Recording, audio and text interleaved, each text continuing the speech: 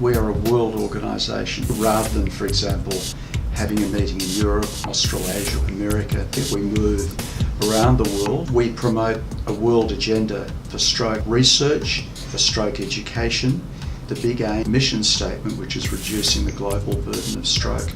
By having regional meetings, for example, meetings in Africa, developing regions, some rapidly developing regions like Turkey, Brazil, engagement and stimulation of stroke activity, stroke education, stroke research in those countries. In Brazil, the health minister came to our opening. He is a passionate advocate for stroke. Exciting developments in stroke in Brazil, highlighted as part of the World Cup in Brazil in 2014. We're different to the other organisations. We have a different role.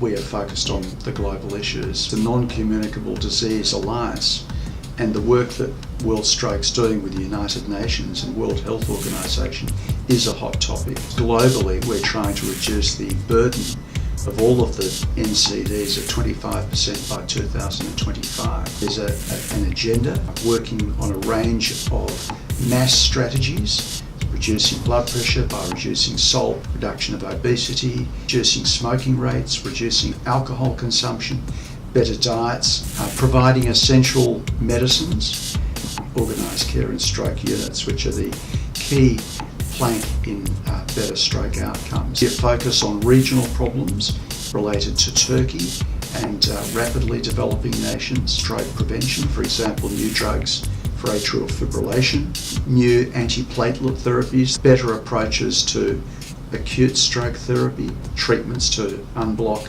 occluded arteries in the brain will be important in the agenda.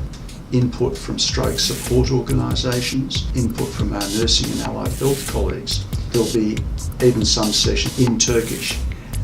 And of course there'll be a big focus on post-stroke care. We have a vibrant scientific program. I remember very well I chaired the 4th World Stroke Congress in Melbourne with Jeff Donnan. When I think back to the topics then, they were probably a little less broad than the ones we tackle now. Apart from research, are more of a global nature and a little bit more targeting trying to reduce the global burden of stroke. There's more multidisciplinary involvement, a great strength of the meetings. That will become even stronger in the future.